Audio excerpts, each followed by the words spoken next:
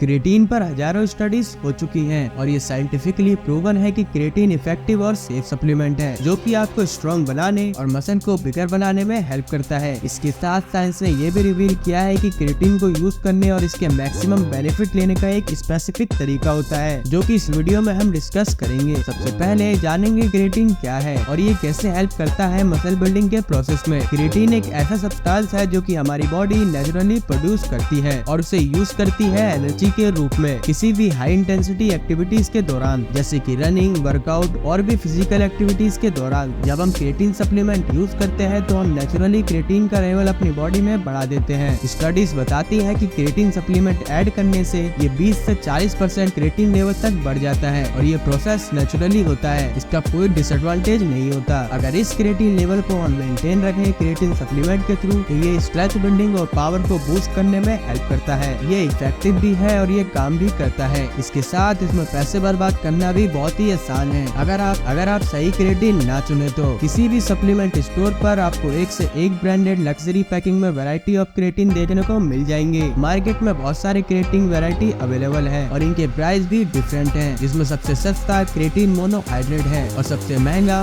Buffered creatine है। लेकिन research और स्टडीज के अकॉर्डिंग ये सारे सेम तरह से ही वर्क करते हैं और सारे बराबर इफेक्टिव हैं मसल बिल्डिंग के लिए। इसका मतलब कोई फर्क नहीं पड़ता चाहे आप महंगा क्रिएटिन लो या फिर सस्ता, ये सेम ही काम करेंगे। तो इसमें कोई डाउट नहीं है कि क्रिएटिन मोनोहाइड्रेट सबसे सस्ता और सेम इफेक्टिव है। लेकिन मार्केट में क्रिएटिन मोनोहाइड्रेट के भी बहुत अल्टरनेटिव है, जैसे कि एक फैंसी अट्रैक्टिव पैकेजिंग करके उसको प्रीमियम क्वालिटी बनाकर सेल करना। लेकिन ये सिर्फ मार्केटिंग स्ट्रेटेजीज हैं, इनसे बचे और क्रिएटिन बाय करते वक्त न्यूट्रिशन लेवल जरूर देखें। उसमें इंग्रेडिएंट में सिर्फ क्रिएटिन मोनोहाइड्रेट ही होना चाहिए और अगर उसमें 3 ग्राम की सर्विंग है तो उसमें 3 ग्राम ही क्रिएटिन मोनोहाइड्रेट होना चाहिए। तो सही क्रिएटिन मोनोहाइड्रेट चुनने के बाद अब चलते हैं इसकी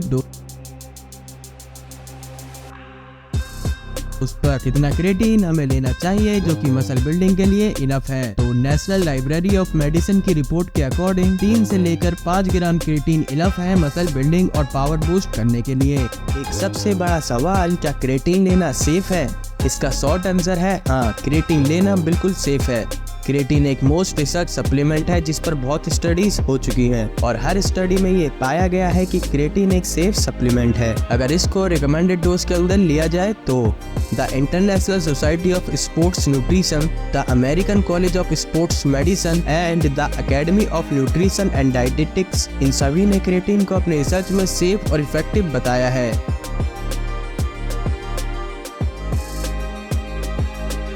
जब आप क्रिएटिन लेना स्टार्ट करते हो सप्लीमेंट के थ्रू तो ये रातों रात आपको कोई मैजिकल पिल की तरह काम नहीं करता, इसमें वक्त लगता है। आपकी मसल को क्रिएटिन स्टोर करने में इसमें 3 से 4 हफ्ते लग जाते हैं मसल को पूरी तरह से क्रिएटिन स्टोर करने में। लेकिन क्रिएटिन लोडिंग एक ऐसा प्रोटोकॉल है जिसमें ज्यादा फास्ट तरीके से क्रिएटिन को मसल में पूरी तरह स्टोर कराया जाता है। इस लोडिंग प्रोटोकॉल में 20 ग्राम क्रिएटिन को 5 हिस्सों में डिवाइड किया जाता है और दिन में 5 बार इसको लेते हैं। इस तरह इसको 7 दिनों तक ऐसे ही यूज करते हैं और 7 दिनों के बाद इसकी रिकमेंडेड डोज जो कि 3 से 5 ग्राम पर डे है उसको लेते हैं। और इससे अलग जो कि नॉन लोडिंग प्रोटोकॉल होता है उसमें सिंपली 3 से 5 ग्राम क्रिएटिन पर डे लेते हैं। लोडिंग प्रोटोकॉल से आपको रिजल्ट जल्दी मिल जाते हैं अनलोडिंग प्रोटोकॉल के मुकाबले में। लेकिन आगे चलकर एक वक्त पर ये दोनों प्रोटोकॉल सेम ही रिजल्ट देते हैं। तो जब सेम रिजल्ट ही रहने वाला है तो ये आप पे डिपेंड करता है कि आप कौन सा प्रोटोकॉल फॉलो करते हैं। एट द एंड ये दोनों ही आपको सेम रिजल्ट देने वाले हैं। अब डिस्कस करेंगे कि क्रिएटिन लेने की बेस्ट टाइमिंग कौन सी है। अकॉर्डिंग टू स्टडी क्रिएटिन को पोस्ट वर्कआउट में लेना यानी आपके वर्कआउट के बाद क्रिएटिन कंज्यूम करने की बेस्ट टाइमिंग है। इसके साथ साथ कुछ स्टडीज ये भी बताती है कि क्रिएटिन को प्रोटीन और कार्ब्स के साथ लेना ज्यादा बेनिफिशियल है। इसके साथ साथ आपको क्रिएटिन लेते वक्त कंसिस्टेंट रहना है, डेली सेम टाइमिंग पे क्रिएटिन कंज्यूम करना है। तो ये आप पे डिपेंड करता है कि आप क्रिएटिन किस टाइम लेते हैं। एक और सवाल कि क्रिएटिन कौन कौन यूज कर सकता है। तो क्रिएटिन सिर्फ बॉडी बिल्डर्स ही नहीं, उनके लिए भी इफेक्टिव है जो कि वेट लिफ्टिंग, स्प्रिंटिंग और कोई भी हाई इंटेंसिटी स्पोर्ट में इन्वॉल्व है। इसके साथ क्रिएटिन सिर्फ एक्सक्लूसिवली मेल्स के लिए ही नहीं है बल्कि वुमेन्स के लिए भी सेम इफेक्टिव है। जिस तरह ये मेल्स की बॉडी में वर्क करता है सेम उसी तरह वुमेन्स की बॉडी में भी वर्क करता है। क्या क्रिएटिन को कैफीन के साथ ले सकते हैं? तो हाँ, बिल्कुल ले सकते हैं।